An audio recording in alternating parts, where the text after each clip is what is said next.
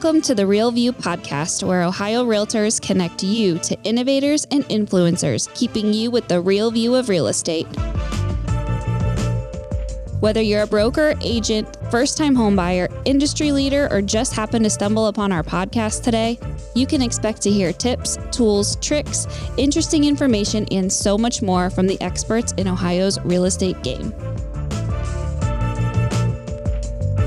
Hi, everyone, and welcome back to the Real View podcast. I am your host, Allison Wiley. Joining me today, our special guest is Debra Betolatti. She is a highly accomplished real estate broker and educator with over 30 years of experience in the industry. As an associate broker at Maximum One Executive Realtors in Georgia, she has built a reputation as a trusted, results-driven expert who consistently delivers exceptional service to both buyers and sellers. Licensed since 1994, Debra's unmatched expertise spans residential sales, real estate negotiations, and client representation. She is also a respected GSI instructor and holds a Georgia Real Estate Commission GREC license, demonstrating her dedication to upholding the highest standards in the profession. Beyond closing countless successful transactions, Debra has devoted much of her career to training and mentoring real estate agents, empowering the next generation of professionals with the knowledge, skills, and ethical practices they need to thrive. Her deep understanding of Georgia real estate laws, market trends, and brokerage operations positions her as a sought-after speaker, trainer, and consultant in the real estate community. Debra, welcome onto the show. We're so happy to have you. Oh, well, thank you so much. It's a pleasure to be here with you, Allison. Yes, and I am so happy to have you on. As we discussed just a second ago in your intro, you really know it all. You have such a great wealth of knowledge that you're here to share with us to help bring along agents of all seasons, whatever they're experiencing. And that's the cool thing about this practice. No matter where you are in this country, we are all experiencing and feeling the same things, no matter what market we're in. The struggles are the same, the successes are the same. So I'm excited to talk all about it and to hear from you and to learn more about yourself and everything that you're seeing and experiencing right now. But before we get started in that, I'd like to hear a little bit more about you. Tell us about yourself, how you got started in real estate, and a little bit of what you do now. Wonderful, wonderful. Well, thank you, Allison. Yes, I actually got started in 1994, and we always my husband and I like to joke that we got started by accident. And what I mean by that is we were both in the film industry, and he actually got injured. And when he got injured, I was just looking for a way to get out of my house. And so the closest thing I could find was a real estate course. So it was literally by accident, but it worked out to be a blessing. And we've been both very successful brokers since 1994. We love it. We started in Florida. And coming to Georgia, it just was the natural progression, and having the experience that we had, we just love sharing. And I get so much more pleasure of seeing the agents that are growing from the experiences that we've had. And kind of like a mama, I don't want to have them have the same mistakes that I have had. And I try to prevent it by being proactive in teaching them what I learned through hard times. I think that's really great. And that's something, that's so cool about so many of you who have been in this industry for a while, who are giving back, who really want to help others. And like you said, make sure they don't make those same mistakes and learn from those same mistakes. So I think that that's really amazing. And congrats on such a successful career. And now all the work that you're doing with training and mentoring on the next gen. We love that. So thanks so much for being so willing to do that. I want to jump right in. We're here to talk about the 5-star service, which I think is so important right now. We want to be known as the ones who are taking care of our clients, who you can always expect the utmost level of service, of value. And you're going to kind of break it down for us, how we can do it, why it's so important. I think we should just start with your personal experience. What does the 5-star service mean to you and your business? How have you made that kind of an integral part of what you've been able to achieve? And talk to us a little bit about your personal interpretation of that. Sure, thank you. So, Allison, just like you said, the 5-star service is such an integral part of this business. And having 5 stars in a review, yeah, that's great. But what really matters is how the client interprets that. that customer service, right? So often we think we've done a great job, and the customer might be like, yeah, no, you were horrible. Obviously, we don't want that to happen. I would love to say that I've had 5-star service my entire career, but I would be lying. So there have been times, especially at the beginning, where I didn't set the expectations properly. And if there's one word that I would say goes hand in hand with really aspects of real estate, it's expectations. If we set the expectations properly from the beginning, that's where the difference will make. So as a broker, for me, a lot of times what I'm dealing with is trying to pick people back up, fix up the situation, try to save the situation when at all possible, or intervene in a situation where it's not possible at all. And by doing that, you learn through your experiences, right? And I see that every mistake, every fall brings you back up, right? What goes down must go up, and what must go up must go down. So we have to learn from those errors and see them as opportunities, not failures. And that is really a big, big thing for me. I try to teach the agents the 5-star service. I actually have a class about 5-star service. It's a 3-hour opportunity. And they're always like, what are we going to do for 3 hours for 5-star service? How much can you do? But it always astounds me how somebody can say, oh, yeah, Alice, I'm just going to hire you. I know you just got your license. They're so quick to hire you, right? Oh, because you're my friend. And I always like to interpret that by saying, Allison, I might love you. I might think you're the best. I might trust you with my kids even. But I wouldn't necessarily trust you to cut my head open and do brain surgery, right? Yes. Unless I knew you had competence. And the same goes with real estate. We need to establish that competence. Absolutely. And it sounds like you kind of learned that from your own trial and error and from working with clients. What did you find in, really curating this high level experience? How were you able to navigate that through the challenges you mentioned? Hey, you might have to go through some failures before you can succeed. What were the ways that you kind of found your secret sauce, or how did you arrive to that where you said, I know I'm taking care of everyone like the best that I can? So the very first listing I ever got, I got it actually the very first day I got licensed in Florida. And I was so excited because I was like, yes, I'm licensed. My license is active. I'm going to go list that house nearby that I knew it was a neighbor that was going to be selling. However, what I did was I went in there, said, what do you want to sell it for? I listed it. Of course, it was way too high.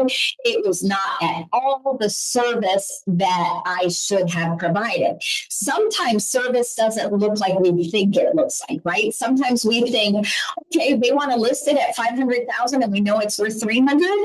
We have to be honest. So it started with that one listing because I was frustrated. It wasn't getting showings. It wasn't producing the success that I wanted it to succeed, right? Meanwhile, I had the seller calling me, why is it not selling? Why is it not selling? Why is it not selling? Why are you not doing your job?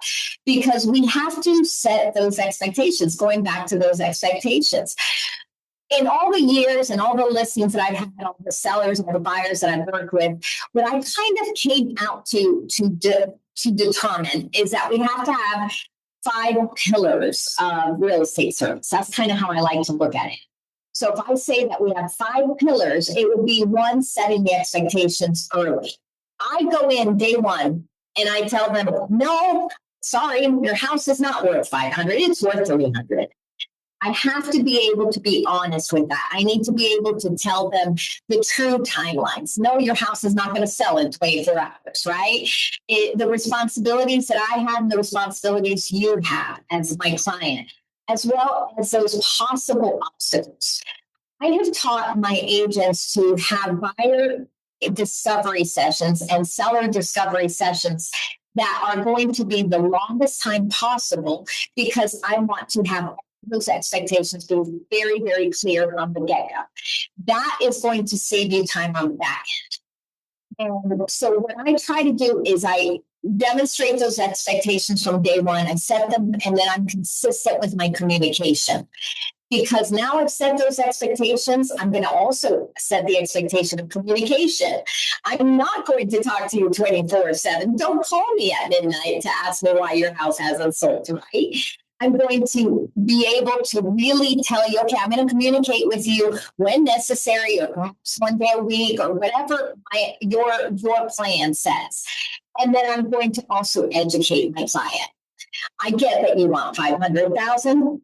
But why would it be 500,000 when the market is telling us this? I show them, I educate them. When I go into a listing presentation, when I go into a buyer presentation, I have a contract, I have an inspection, I have an appraisal, I have a survey, I have a deed, I have everything that you're going to encounter from A to Z. That way, I'm educating that client to know what to expect.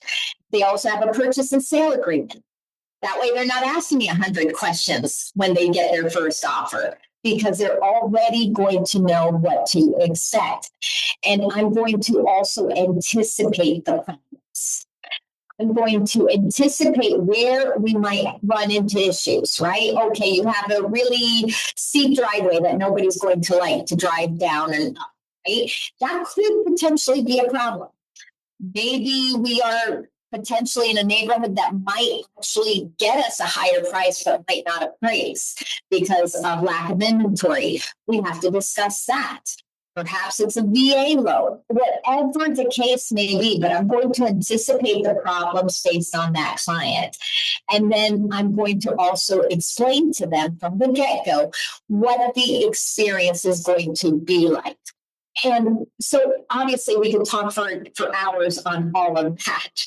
But one of the things that I like to also tell them is why I'm a realtor and not a real estate agent. I explain to them that the value I have as a realtor is that I'm following the articles of the code of ethics, right? I explain to them that my article 1 tells me that I'm looking out for the best interests of you, my client. Yep. That's a key one. I think that is so, what you just said, I think, and I've had a lot of people who come on the podcast and walk through what they talk about in their presentations and how they're working with their buyers and the sellers. And you're the first person who said, I've mentioned why I'm a realtor, the importance of our code of ethics. And I just had to pause, and I'm sorry to interrupt you, because I think that is such a nugget right there, and something that is so true. And, we did a survey here at Ohio Realtors last year to consumers in Ohio who have said they are interested or want to buy or sell a home in the next 5 years. And they ranked that having someone who subscribes to a code of ethics, who lives and breathes that, who is a realtor, was highly important to them. Yes. I mean, unfortunately, such few realtors actually understand what that means. Yeah. And so you know that my agents will always know the value of the articles. And I quiz them all the time. Article 1, Article 2, Article 12. And we talk about those because those 3 are the most important when it comes to service. Article 1 being that, guess what, guys? This is not about the money. It is not. If you're in this for the money, then don't be a realtor. Yeah. And I don't mean that you're not going to get money. You're going to make money. That's a result of your action. Yeah. But it shouldn't be the drive. Yeah. And so I explained that to them, and I explained that our main focus must be to protect and promote our clients' best interests. And then I go into, of course, the Realtor Code of Ethics too, because that's the other one I see a big issue, where people will say what I did on my first listing. You want 500,000? Sure. Let me just go ahead and list it for 500,000. That is actually misrepresentation as far as I'm concerned. It's also a situation where I'm not going to be honest with them if I'm doing that. Of course, I go into, we don't want to exaggerate on things. We don't want to talk about things. Those are all Article 2, obviously. And then, of course, number 12, when we go into advertisement, I talk about that with my clients. And I explain the differences, because all too often I see real estate agents and realtors that the focus on their signs, on their advertisement, is themselves. And so that's one of the things that I've really changed with my agents. I've seen them growing in their business by taking the focus away from themselves and putting it back on the client. I joke around all the time, but I say I can't quite figure out if that's a realtor or model. Because, you just don't know. Is it back in the day we had glamour shots? You're probably way too young to have ever heard of that. But we had these glamour shots, right? Am I going to be Insta famous? Am I going to be TikTok famous? Is it about that? Is it about selling the house? And that's so true. I think that is the biggest thing when you deliver that 5-star service is understanding that I teach my agents, and I do it myself now from having learned the hard way, to ask the questions before I promote what I'm going to do for them. It would be more like, Allison, what do you expect from me? So I ask that to every one of my clients, and they always remember that I asked them that, because that's going to set us in the right direction. What do you expect from me as your agent? And I would say 90% of the time, the answers are honesty, integrity, communication, truthfulness. And those are all reasons why I explain, yes, I adhere to a code of ethics. I'm a realtor. And then also advising them, asking them what's going to be the issue that I can solve for you. Because I try to explain to them, I can show you all the marketing I do, but that's not going to do anything if I don't get to the heart of everything. And people one of my favorite quotes is from Maya Angelou. People may not always remember what you say, but they always remember how you make them feel. And so if you ask your client, what is the problem or what's going to keep you up at night? That is something they will remember that you asked them, because it's going to also give you a look into how you can best advise your client. If you as a buyer tell me, well, what concerns me is the condition of the house, I know I'm going to need to really explain and focus inspections and all of that reality. But if you tell me it's more finance, then I've got to make sure that the lender knows how to communicate with you. We can get that little nugget of information from them as to how to best communicate with them. So that's really the best thing. One of the biggest things I see with 5-star service is that first meeting. If we're not giving that first meeting the attention it needs, that's where we lose them.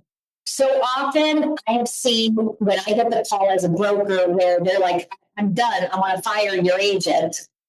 And I'll ask why. It usually wasn't the price. It usually wasn't any of that. It was the lack of truthfulness or expectations being set from the get. And so that's where I really, really like that first discovery session. And this is something actually from Rennie, which is Real Estate Negotiating Institute. I also teach for them. And one of the things they teach you is finding out the needs of your client, finding out the expectations, finding out the wants, the priorities, and the outcomes. But if you find out that from the get-go, it's a lot more than must-haves and deal breakers, which is what most agents will use. So those are things I do that are a little different. Yeah, and I think it really helps, when you are doing that, when you are putting your client first, and buyers and sellers have so many options right now. You know what I mean? Like you're not the only person they're talking to. You're not the only person they're considering. Asking those questions coming from that client first perspective, I think is really going to set people apart. I mean, if I'm thinking like personally, if I went into one of these meetings with a few different people and they were asking me about myself and what I want, instead of I just had to listen to this agent rattle off all the homes they sold in this neighborhood, it's like, okay, so what? What's that have to do with me? I'm different. They want to feel like they are the center of what you're going to accomplish together. And I think that that's such a smart approach, and it's going to really help them feel special and deliver that 5-star experience. Absolutely. And a lot of the new agents always ask, what do I do as they ask me how long I've been in this business, right? That is one of the top questions new agents ask you. If you educate yourself and keep it that client first perspective, they won't even ask you that question. And the ones that have really taken into play what I've been teaching them have noticed, no, they've never even asked me. But so often we go in with a document, with a presentation, and I don't care how beautiful it is, and you think that's going to win that person. It's not. Yeah. It's who you are and what you're going to offer. And back to the quote, it's how you're making them feel. If you're making them feel safe and like they can trust you and that they're in good hands, that's what's going to be more important than, you sold the home next door for whatever amount that was sold for. Yeah. Absolutely. And that is one of the reasons when I'm coaching my agents, I really have a problem when agents say, can you get all these top producers in here and teach them, have them teach me? Because what I'm trying to teach the agents is it doesn't matter what you're doing or what I'm doing.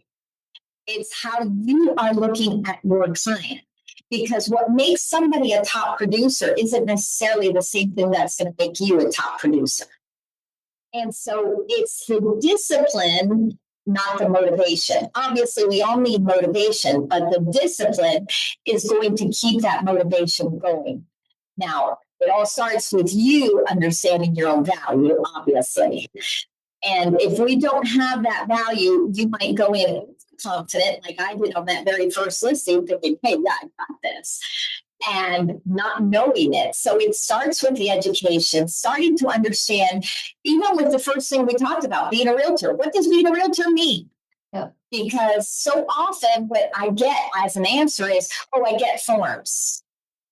I get forms. They don't understand what you're advocating for, what you are actually there for, what motivates is there for, what the history has going. So understanding all that and understanding who your client is going to be what's going to give you that 5-star service.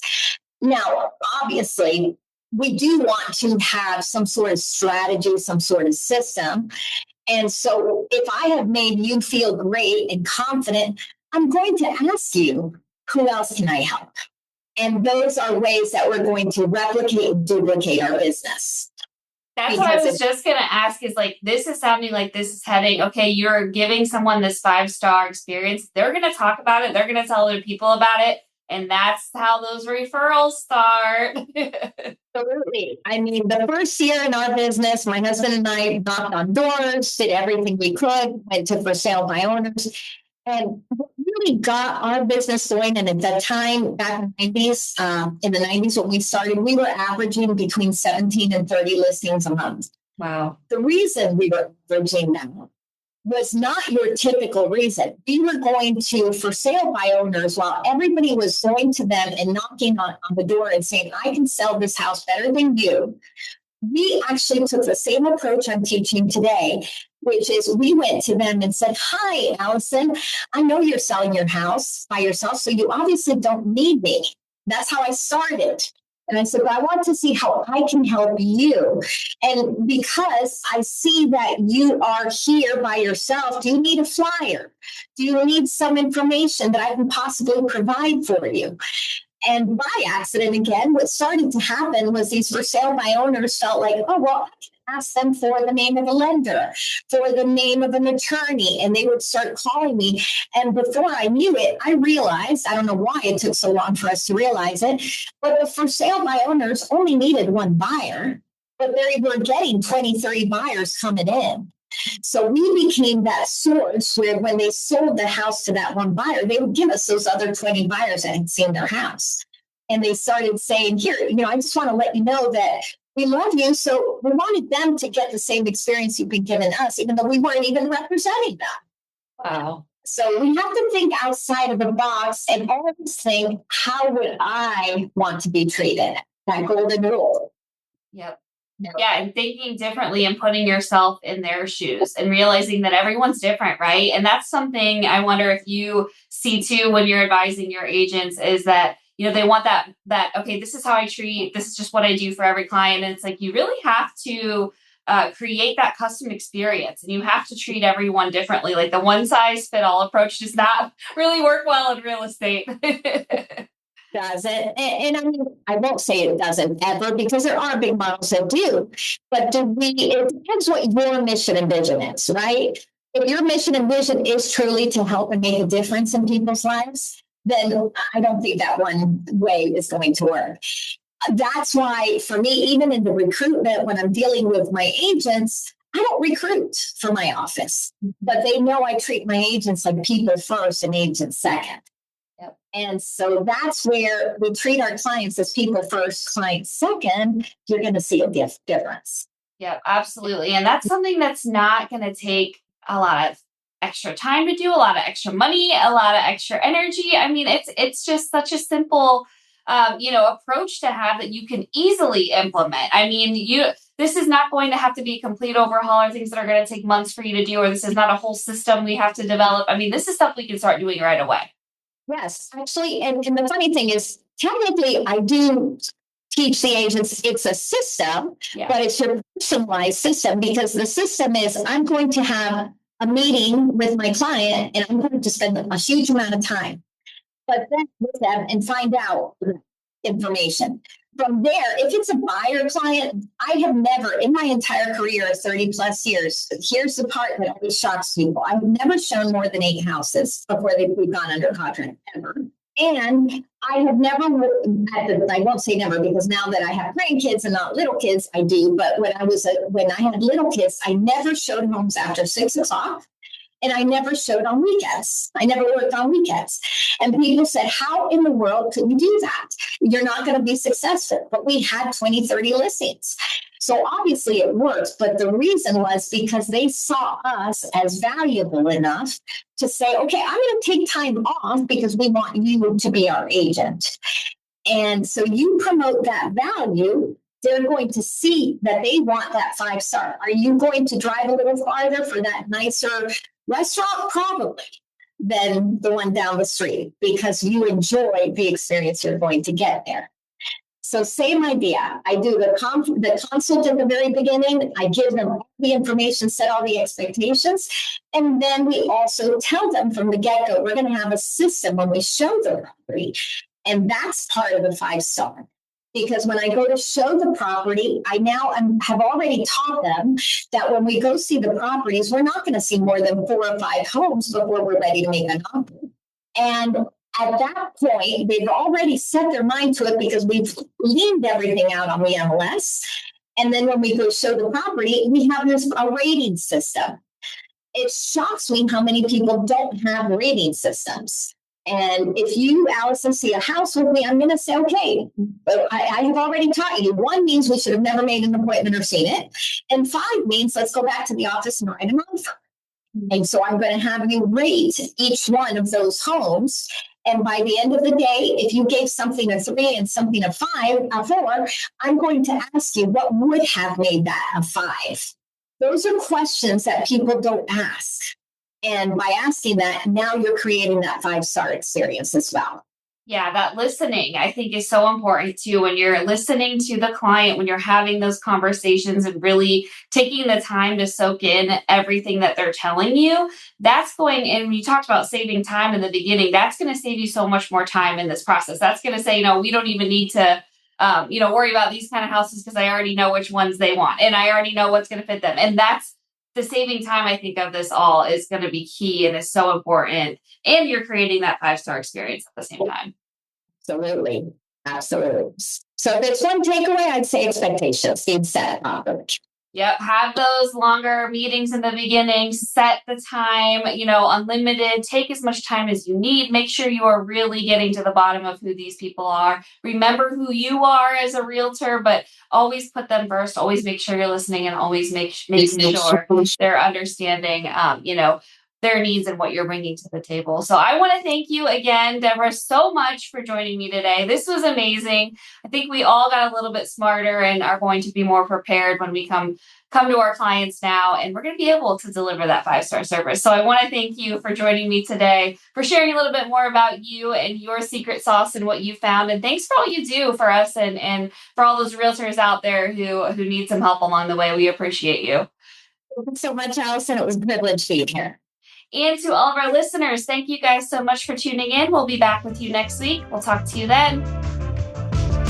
Thank you for listening to The Real View. That wraps up today's episode. You can keep up with the latest on the podcast at ohiorealtors.org/therealview and on Apple or Google Podcasts, Spotify, or wherever you listen.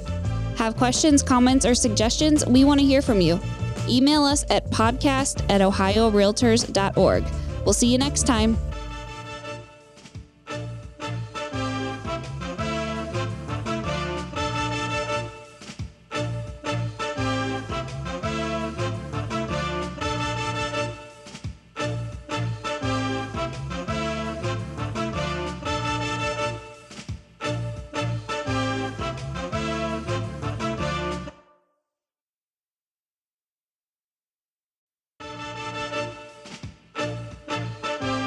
This episode of The Real View is sponsored by the Ohio Housing Finance Agency. The Ohio Housing Finance Agency offers affordable mortgage rates, down payment assistance, and homebuyer education to prepare homebuyers for long-term success. To unlock these resources for your client, make sure they're working with an Ohio Housing Finance Agency approved lender. There's more than 140 lenders throughout Ohio. Learn about the Ohio Housing Finance Agency's programs and view the list of approved lenders at ohiohome.org. Homeownership is part of your client's future.